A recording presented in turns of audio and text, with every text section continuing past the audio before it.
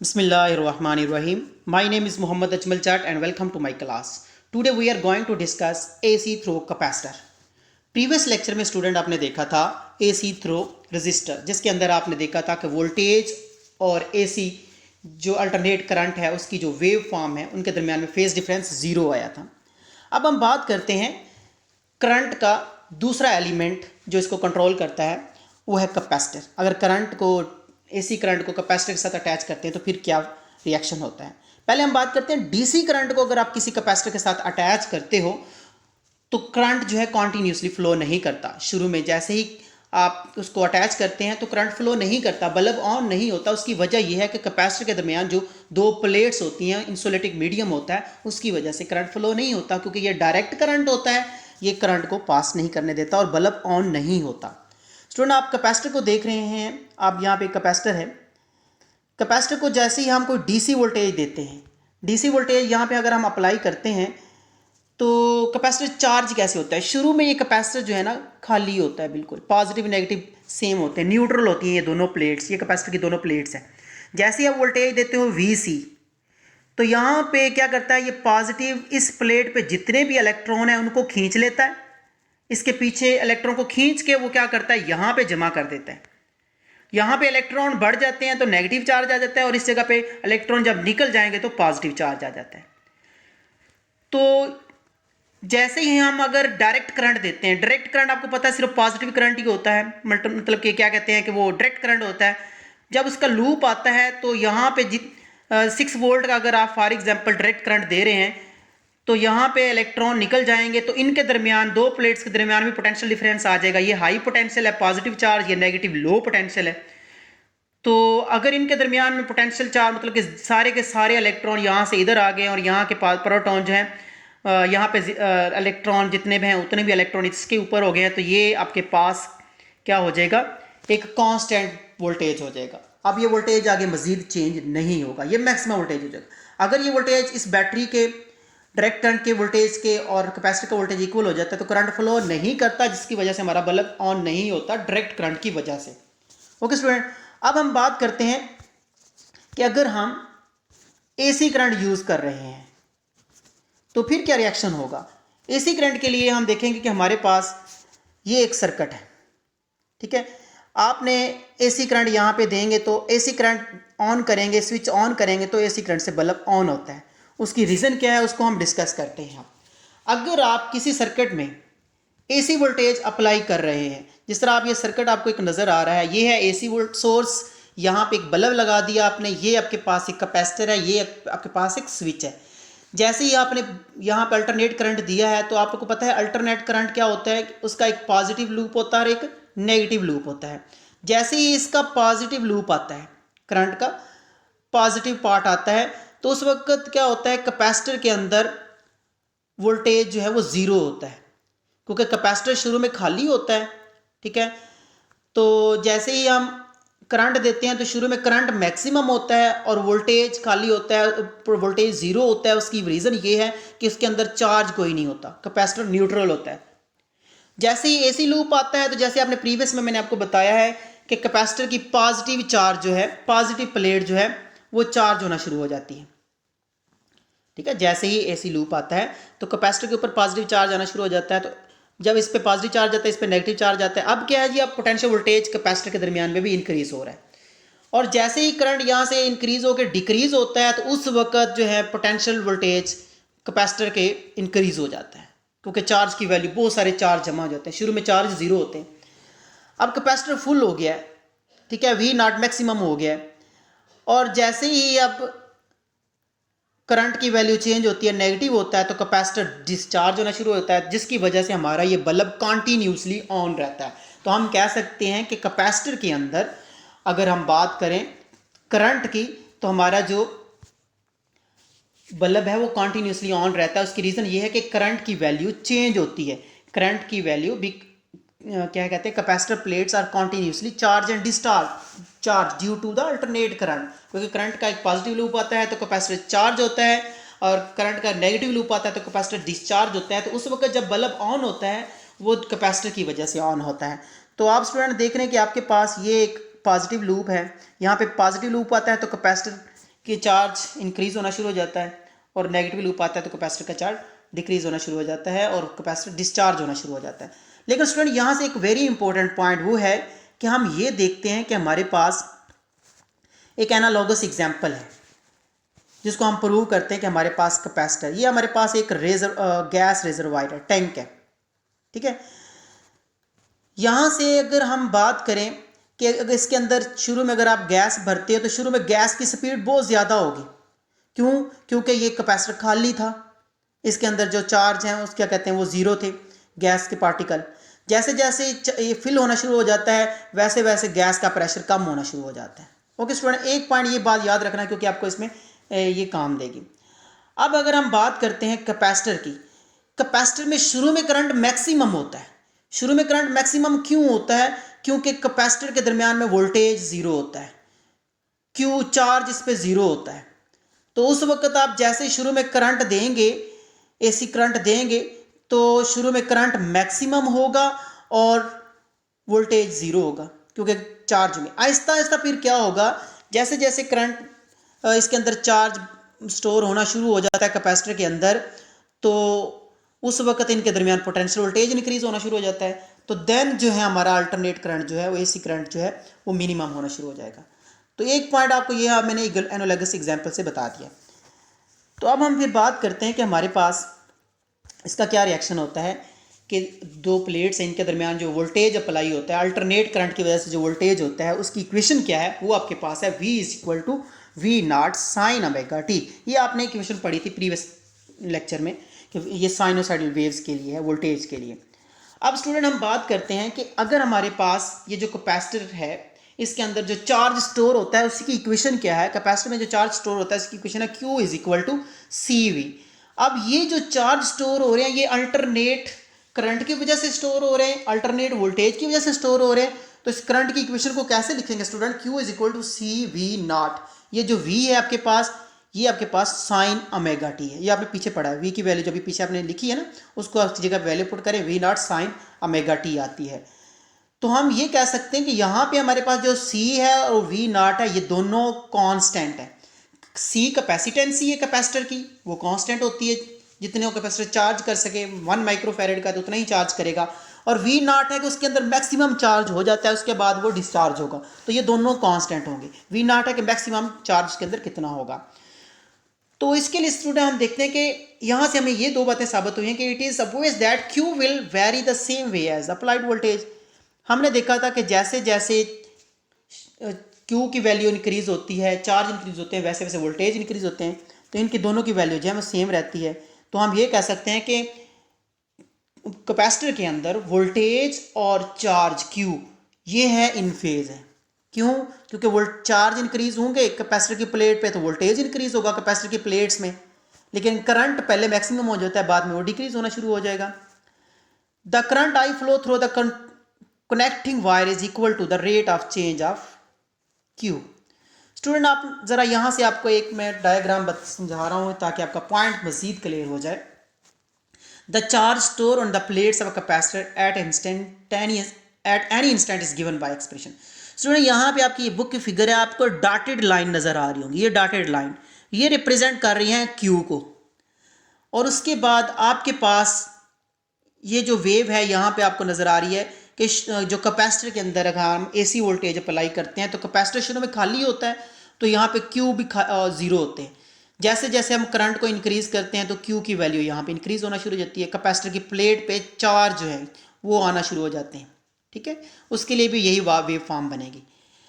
अब हम दूसरी वेव फॉर्म देखते हैं वोल्टेज की। वोल्टेज की वेव फॉर्म स्टूडेंट देख रहे हो कि वोल्टेज जो है वो भी इसके अलोंग ही जा रहा है क्योंकि ये दोनों इन फेज है। Q और वोल्टेज ये दोनों ज़ीरो से स्टार्ट हो रहे हैं, यहाँ पे ये मैक्सिमम है, यहाँ पे ये ज़ीरो है, फिर यहाँ पे ये मैक्सिमम है। लेकिन जो मेन पॉइंट है वो है करंट का। स्टूडेंट आपने प्रीवियस टॉपिक में देखा था रजिस्टर जब आपने अटैच किया था तो आपने ये इक्वेशन देखी थी कि करंट और वोल्टेज दोनों सेम थे जब आपने रजिस्टर अटैच किया था। लेकिन कैपेसिटर की जब बात करेंगे तब आपके पास करंट और वोल्टेज सेम नहीं होगा। करंट शुरू में क्या होगा? मैक्सिमम होगा, क्योंकि कैपेसिटर खाली होता है तो करंट बड़ी स्पीड से फ्लो करेगा। तो करंट शुरू में मैक्सिमम होगा, तो इसलिए मैंने यहाँ पे आई नॉट वाली वैल्यू शो की है कि करंट यहाँ पे मैक्सिमम होता है। मैक्सिमम पॉइंट ये है ना स्टूडेंट, ये जीरो है, ये मिनिमम पॉइंट है, तो ये यहाँ पे करंट मैक्सिमम होगा। कब मैक्सिमम होगा? जब कैपेसिटर की वोल्टेज, प्लेट के दरमियान वोल्टेज जीरो होगा और उनमें चार्ज भी जीरो होंगे। ठीक है, अब जैसे जैसे यहाँ पे करंट इंक्रीज हो रहा है, करंट पहले इंक्रीज था, अब जैसे जैसे ये डिक्रीज होगा वैसे वैसे कैपेसिटर चार्ज होता जाएगा। यहाँ पे जरा देखें, यहाँ पे आपके पास कैपेसिटर फुल चार्ज हो गया है क्योंकि करंट यहाँ पे डिक्रीज हो गया है और चार्ज की वैल्यू आप देख रहे हैं कि वो आपके पास इस पॉइंट पे मैक्सिमम आ रही है। तो इसी तरह जैसे ही करंट नेगेटिव होगा तो कैपेसिटर यहाँ पे डिस्चार्ज होगा, तो इसका वोल्टेज फिर डिक्रीज होना शुरू हो जाएगा बी पॉइंट पे। तो यहां से आपको एक बात वाज़िया नजर आ रही है कि करंट की वैल्यू मैक्सिमम होती है, करंट लीड कर रहा है और वोल्टेज लैगिंग है। वोल्टेज अभी जीरो से शुरू हो रहा है, 0 1 2 3 90, करंट 90 से शुरू कर रहा है, 91 92 93 और 180। तो कौन सी चीज आगे है स्टूडेंट? वो आपके पास करंट है, क्योंकि करंट शुरू में मैक्सिमम होता है और वोल्टेज जीरो होता है। और क्यू स्टूडेंट, क्यू और वी की बात करें तो ये दोनों इन फेज हैं। ये देखो क्यू डॉटेड में शो कर रहे हैं, ये भी यहाँ से शो हो रहा है, इंक्रीज हो रहा है। वोल्टेज ये आपको ब्लू में शो हो रहा है, तो ये भी यहाँ पे इंक्रीज हो रही है। ओके, अब हम जरा इसको लिखते हैं Q is equal to C V है, तो आप इसकी इक्वेशन को पुट कर दें वोल्टेज में, Q is equal to V naught sine omega T आ जाएगा। तो स्टूडेंट यहाँ पे करंट की अगर बात करें तो करंट हमारे पास आता है I is equal to delta Q divided by delta T. तो आपके पास जो डेल्टा टी है उसकी, जी स्टूडेंट आपने जो ये फिगर अभी स्टडी की है इसको हम ज़रा देख लेते हैं कि इसमें हमारे पास जो पॉइंट हैं आप देख रहे हैं, ये आप करंट की वैल्यू है P N R S T और ये वाला ओ ए है, ये एक वेव फॉर्म है ओ ए बी सी डी, ये आपको शो कर रही है। और इसी के बाद ये चार्ज के लिए है ओ एन, सॉरी ये वाली आपकी डॉटेड लाइन है। So the value of I at any instant is the corresponding slope of Q2 curve और VT curve। स्टूडेंट ये Q2 कर्व क्या है? ये आपके पास QT कर्व है और VT कर्व है। इसके मुताबिक जो है करंट चेंज हो रहा है। शुरू में ज़रा देखें यहाँ पे Q2 करंट की बात करें अगर, या ये चार्ज वो VT ले लें, ये दोनों इन फेज है। इनकी अगर हम बात करें initially when Q is zero the slope is maximum. Student यहाँ पे Q जीरो है तो यहाँ पे स्लोप ये वाली मैक्सिमम होगी, सो करंट इज मैक्सिमम, क्योंकि करंट यहाँ पे मैक्सिमम होगा क्योंकि स्लोप इसकी ये वाली होगी। ठीक है, अगर हम बात करें व्हेन जीरो टू ए, अगर जीरो टू ए की बात करें, slope of Q2 curve decrease हो रही है। यहाँ पे जब पहुंचेंगे तो यहाँ पे Q2 कर्व की जो स्लोप है ये डिक्रीज हो रही है, तो करंट यहाँ पे क्या होगा? डिक्रीज हो जाएगा, क्योंकि ये इस पे डिपेंड करते हैं। So current I is zero at N point, तो एन पॉइंट पे स्टूडेंट स्लोप क्या होती है? यहाँ पे आप इसको टेंजेंट ले लें, ठीक है, इसका टेंजेंट लें तो आपको पास इंक्रीज शो होगी। यहाँ पे आप इसका टेंजेंट लेते हैं तो आप इस तरह होगी जो कि डिक्रीज होगी, क्योंकि आप करंट जो चार्ज ले रहे हो टी के अलॉन्ग ले रहे हो और क्यू के अलॉन्ग ले रहे हो। ठीक है, तो शुरू में जरा देखो क्यू की वैल्यू, क्यू आपने इस तरफ लिया हुआ है तो क्यू की वैल्यू इंक्रीज होगी शुरू में, और जैसे यहाँ पे इस तरफ आएंगे तो क्यू की वैल्यू डिक्रीज होगी, सॉरी यहाँ से अब क्यू की वैल्यू डिक्रीज होगी अगर आपकी स्लोप इस तरह की होगी। So from A to B the slope to the Q T curve is negative and so I is negative from N to R. अब हम बात करते हैं एन से आर की तरफ। उस वक्त Q2 की सॉल्व क्या कहते हैं, आपके पास इसकी जो स्लोप है ये वाली होगी, ये नेगेटिव फॉर्म में होगी, तो उस वक्त आपके पास करंट जो है वो भी नेगेटिव फॉर्म में होगा। ये स्लोप पे डिपेंड करेगा, अगर स्लोप मैक्सिमम होगी तो करंट मैक्सिमम होगा। Q2 की अगर क्या कहते हैं स्लोप डिक्रीज होगी तो करंट भी डिक्रीज होगा। In this way the curve P N R S T, student ये आपको शो कर रहा है करंट का P N R S T gives the variation of current with time t. It can be seen from the figure that phase of V and I at 0 is O is 0 and pi by 2 respectively. Student ये अब मैं आपको बताऊं कि आप एक phasor diagram कैसे लिखते हैं, एक वेक्टोरियल फॉर्म इसको कैसे कहते हैं। आपने ग्राफिकली तो शो कर लिया, पीछे जो आपके पास फिगर थी वो ग्राफिकली थी। अगर आप वोल्टेज को और करंट को आप फेजर डायग्राम से शो करें तो वो कैसे करेंगे? ये आपके पास वोल्टेज है V, ग्राफ से आपने देखा था ना कि वोल्टेज लैग कर रहा था, पीछे था, और करंट यहाँ पे करंट लीड कर रहा है। कितनी लीड कर रहा है करंट? Pi by 2 90 angle. आपने फिगर में देखा था कि जहाँ पे वोल्टेज ज़ीरो था वहाँ पे करंट मैक्सिमम से शुरू हो रहा था, हम ये कह सकते हैं कि इनके दरमियान में 90 का फेज डिफरेंस है।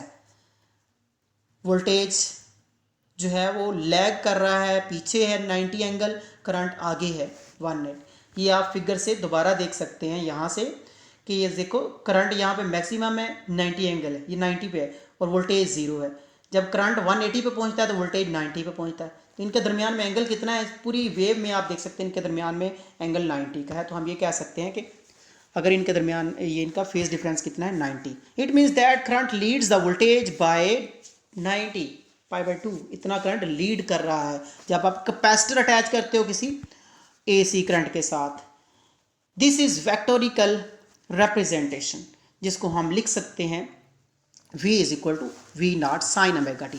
स्टूडेंट अब हम जरा देखते हैं कि ये दोनों अगर लीड लैड कर रहे हैं तो हमने अगर बात की थी चार्ज की, करंट और वोल्टेज का तो स्टूडेंट आपने देख लिया एक दूसरे को लीड कर रहे हैं और एक दूसरे को लैग कर रहे हैं। अगर आप बात करें वोल्टेज की, ये एक मैथमेटिकल फॉर्म में आपको शो करता हूं कि अगर आपने वोल्टेज और क्यू का रिएक्शन क्या देखा था, वो आपने देखा था स्टूडेंट क्यू और वोल्टेज के रिएक्शन के क्यू भी यहां से शो हो रहा था और वोल्टेज भी यहां से ही स्टार्ट हो रहे थे ऐसे।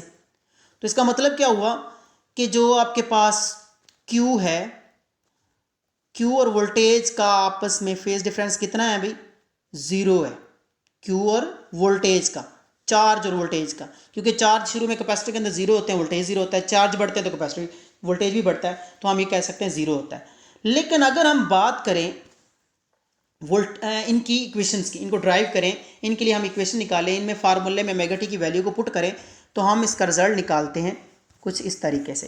ये आपके पास एक ग्राफ शो हो रहा है, ये आपके पास वैल्यू शो हो रही है कि आप इसको मैथमेटिकली प्रूव कैसे करते हो कि ये अल्टरनेट करंट है और ये Q और V की वैल्यू सेम है। तो student Q is equal to Q naught sine omega T है।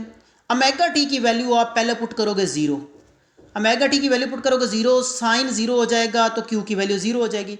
उस वक्त आपने ओमेगा टी को, साइन ओमेगा टी की वैल्यू यहाँ पे भी जीरो पुट करो तो साइन जीरो हो जाएगा तो V की वैल्यू भी जीरो हो जाएगी। इसका मतलब शुरू में V भी जीरो, Q भी जीरो, ग्राफ में आपने देखा। अब अगर आप ओमेगा टी की वैल्यू 90 पुट करो, साइन 91 होता है तो Q is equal to Q naught आ जाएगा, Q मैक्सिमम हो जाएगा। क्या उस वक्त V नाट भी मैक्सिमम होगा? बिल्कुल, क्योंकि हम साइन ओमेगा 90 आप पुट करेंगे तो साइन 90 इक्वल होता है 1 के, तो V is equal to V naught आ जाएगा। तो ये अभी तक हम मैथमेटिकल इसका ये प्रूव है कि इनके जो है वैल्यू चेंज जो क्या कहते हैं इनके दरमियान फेज डिफरेंस जीरो है। और इस पे आप देखें 180 पुट करेंगे क्यू की वैल्यू जीरो आएगी, अगर V वोल्टेज की वैल्यू में V पुट करेंगे तो तब भी जीरो आएगा। इसी तरह अगर 270 पुट करेंगे माइनस क्यू आएगा, यहाँ पे पुट करेंगे ये माइनस वोल्टेज V आएगा। ये लेकिन वोल्टेज जीरो तो नेगेटिव तो नहीं होता ना, तो इसकी वैल्यू आएगी। तो इसी तरह आपके पास फिर जीरो जीरो वैल्यू हो जाएगी। मतलब ये कह सकते हो कि इनकी वैल्यू जो है अल्टरनेटली चेंज हो रही है और बिल्कुल एक दूसरे के फेज डिफरेंस है। अब हम बात करते हैं स्टूडेंट कि अगर हम करंट और वोल्टेज की बात करते हैं, वो लीड कर रहे थे करंट और वोल्टेज, तो वोल्टेज की वैल्यू मैं ज़रा यहाँ से निकालता हूँ। तो कैसे निकालते हैं, ये एक मैथमेटिकल फॉर्म है। वोल्टेज के लिए स्टूडेंट देखें, आपने पढ़ा है V is equal to V naught sine omega T. Current किसके इक्वल है? Delta Q divided by delta T. ठीक है, Q की वैल्यू आपने देखा, Q किसके इक्वल होता है? CV के इक्वल होता है। तो Q की ये वाली वैल्यू CV इसमें पुट कर दे करंट की इक्वेशन में, तो आपके पास आ जाएगा I is equal to delta CV divided by T, delta T. अब स्टूडेंट यहाँ से आप क्या करें कि जो C और V है ये आपने देखा था ये दोनों कांस्टेंट है, ठीक है। तो आप जरा इसको C को बाहर ले साइड पे कर लो, delta V divided by delta T आ जाएगा। ये delta V divided by delta T, V की वैल्यू आपने देखा था किसके इक्वल थी स्टूडेंट? V की इक्वल आपने पढ़ा था V is equal to V naught, ये शुरू में देख रहे हो, इसकी जगह इसकी वैल्यू पुट कर दो V naught sine omega T divided by delta T आ गया। ओके, ये आपने एक इक्वेशन निकाल ली। अब ये करंट की जो वैल्यू है इसको आगे हम मजीद सॉल्व करते हैं। ये आपके पास जो C है और V नॉट ये दोनों कांस्टेंट है, इनको बाहर निकाल लो, बाकी आपके पास बच जाएगा डेल्टा साइन ओमेगा टी। इस इक्वेशन में स्टूडेंट ये V नॉट और C की वैल्यू को आपने यहाँ से बाहर निकाले, सिंप्लीफाई किया, डेल्टा साइन ओमेगा टी रह गया। अब करंट डिपेंड करता है साइन ओमेगा टी पे। साइन ओमेगा टी ये एक डेरिवेशन शो कर रहा है स्टूडेंट। ये जो इंजीनियर स्टूडेंट है उनको पता होगा जिन्होंने मैथ पढ़ी है डेरिवेशन क्या है। ये delta divided by delta T, ये वैल्यू चेंज हो रही है करंट की, सही है। तो rate of change of current, अगर साइन ओमेगा टी का डेरिवेटिव लेते हो स्टूडेंट तो वो क्या होता है, आपको पता है साइन ओमेगा टी का डेरिवेटिव होता है कॉस ओमेगा टी, और अगर थीटे का डेरिवेटिव लें तो वो ओमेगा आता है, उसको आपने शुरू में लिख लिया। ये डेरिवेशन वाले स्टूडेंट को पता होगा। मैथमेटिकल स्टूडेंट वाले जो है ना वो इसको ज़रा थोड़ा मतलब कि मज़ीद डिस्कस कर सकते हैं। ओके, साइन ओमेगा टी ये एक प्रॉपर्टी है। साइन ओमेगा टी की वैल्यू का डेरिवेटिव लेंगे, delta divided by delta T का मतलब है साइन ओमेगा टी का डेरिवेशन। इनका डेरिवेशन लेंगे तो कॉस ओमेगा टी आएगा, ओमेगा टी का डेरिवेटिव लेंगे तो ओमेगा आएगा, तो ओमेगा को आप शुरू में लिख देंगे। ओके, अब स्टूडेंट ज़रा यहाँ से एक प्रॉपर्टी देखें। आपके पास ये जो सी वी नॉट ओमेगा है और कॉस ओमेगा टी है, ये किसके इक्वल होता है? ये एक प्रॉपर्टी है, इसको आप ऐसे प्रूव भी कर चुके हो 10 के चैप्टर में, मैथ के चैप्टर में। ये मैथ की इक्वेशन है कि साइन क्या कहते हैं कॉस ओमेगा टी, ये किसके इक्वल होता है? लास्ट वाली फिगर में देख रहे हो आप यहाँ से इस येलो पट्टी में, कि लास्ट वाली इक्वेशन देखो, ये 3rd नंबर पे, ये आपके पास है कॉस ओमेगा टी, ये किसके इक्वल होता है? Sine 90 plus omega T. तो आपने ये कॉस ओमेगा टी की जगह पे लिख दिया sine 90 plus omega T. Okay student, बाकी ये वाली वैल्यू आपने वैसे रखी है। अब ये जो वैल्यू है सी वी नॉट ओमेगा, ये इक्वल है मैक्सिमम करंट के आई नॉट के। ये आप प्रूव यहाँ से कर सकते हो कि I naught is equal to C V omega naught है। ठीक है, इसको प्रूव कैसे करना है? मैक्सिमम करंट है, उसकी वैल्यू स्टूडेंट आप देख रहे हो यहाँ पे क्यू और वी क्रॉस वी है, इंटू आप मल्टीप्लाई किया आपने, इसको सॉल्व करें तो आपके पास ये वाला रिजल्ट आता है। तो इसकी जगह पे आपने सी वी नॉट ओमेगा की जगह पे आपने आई नॉट पुट कर दिया। ओके, अब इसका जो हमारे पास इक्वेशन बनी है स्टूडेंट, वोल्टेज की इक्वेशन तो यही है, V is equal to V naught sine omega T. Current की नई इक्वेशन आ गई है, वो आपके पास है I is equal to I naught sine 90 plus omega t. इसकी वैल्यू को आप ज़रा इस टेबल में हम स्टडी करते हैं कि V की वैल्यू स्टूडेंट क्या निकाली? V is equal to V naught sine omega T. Current की वैल्यू आपने निकाली I is equal to I naught sine 90 plus omega t. अब आपने वही इक्वेशन पुट करनी है, ओमेगा टी की वैल्यू 0 आपने इस पर पुट करेंगे तो V 0 हो जाएगा, और यहाँ पे अगर ओमेगा टी की वैल्यू 0 पुट करेंगे तो साइन 91 की इक्वल आएगा, तो यहाँ पे करंट मैक्सिमम होगा। ये मैथमेटिकल प्रूव है उस ग्राफ का जो आपने स्टडी किया था, जिसमें वोल्टेज 0 होता था और करंट मैक्सिमम होता है। अगर कैपेसिटर की बात करें, अगर उसकी बात करें रजिस्टर की, तो आपने देखा था दोनों का सेम आता था। अगर हम तीसरा जो टर्मिनल है वो पढ़ेंगे एलिमेंट, वो इंडक्टर है, उसमें मजीद चेंज आएगी। तो ओमेगा टी 90 पुट करोगे तो V की वैल्यू इसके अंदर साइन ओमेगा टी 90 पुट करोगे तो sine 90 V equal to naught आ जाएगा, और करंट उस वक्त 0 हो जाएगा, क्योंकि 90 360 होता है और साइन 360 इक्वल टू 0 होता है। नहीं सॉरी 90 180 होता है, तो उस वक्त करंट की वैल्यू 0 हो जाएगी। इसी तरह 180 पुट करें, आप मैथ में पुट करके चेक कर सकते हो, तो आपके पास वोल्टेज 0 आएगा। इसकी वैल्यू पुट करोगे तो तब आपके पास करंट -1 आएगा। स्टूडेंट आपने क्या करना है, साइन ओमेगा टी पे ये सारी वैल्यू पुट करनी है। इसमें पुट करेंगे तो आपके पास ये रिजल्ट आएगा, अगर यही वैल्यू आप उसी वक्त आप इसमें पुट करोगे तो आपके पास ये रिजल्ट आएगा। तो ये क्या शो कर रहा है कि वोल्टेज जब 0 था करंट मैक्सिमम था, वोल्टेज मैक्सिमम था करंट 0 था, तो इसका मतलब ये अल्टरनेट वोल्टेज शो कर रहा है, और लीडिंग शो कर रहा है करंट की 5/2, जिसको आप इस फिगर में देख सकते हैं कि आपके पास जब करंट मैक्सिमम था उस वक्त वोल्टेज 0 था। ये देखो वोल्टेज 0 करंट मैक्सिमम, यहाँ पे देखें करंट आपके पास यहाँ पे पहुँच गया ब्लैक लाइन 0 पे, और वोल्टेज आपके पास मैक्सिमम। इसी तरह ये वैल्यू साबित पूरे सर्कल को शो कर रही है। अब स्टूडेंट आगे आपके पास एक शॉर्ट सी डेफिनेशन है, कैपेसिटिव रिएक्टेंस क्या है? कैपेसिटिव रिएक्टेंस को आप डिनोट करते हैं XC से। It is the measure of opposition offered by the capacitor to flow the alternating current. Student जब कैपेसिटर के अंदर अल्टरनेट करंट फ्लो करता है तो कैपेसिटर भी एक रेजिस्टेंस के तौर पे बिहेव करता है, जिसको हम कहते हैं रिएक्टेंस, उसको डिनोट करते हैं XC से। It is usually represented by XC, जिसकी वैल्यू है XC is equal to V/R। Student आपने रेजिस्टेंस की डेफिनेशन पढ़ी थी ना, ओहम लॉ के मुताबिक V is equal to IR।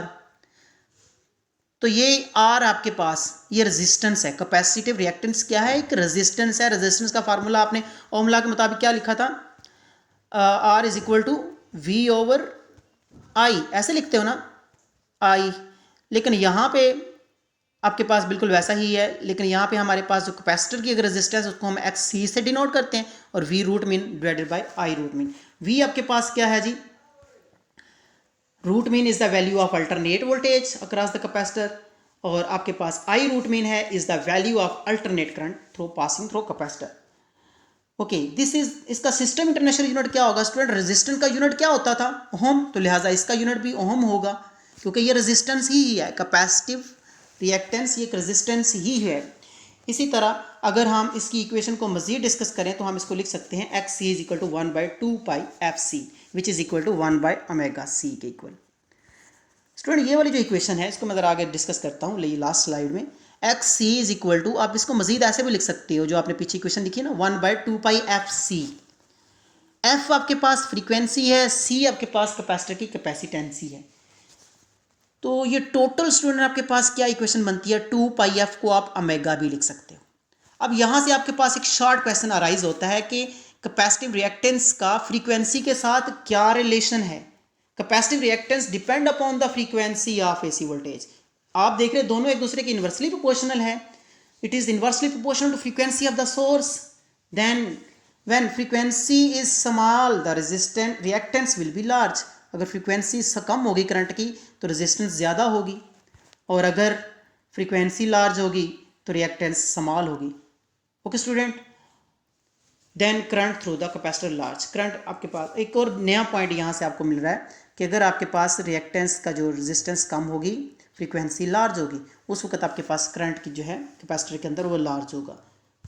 Okay student, I hope कि आपको ये लेक्चर अच्छी तरह समझ आया होगा। Thank you very much.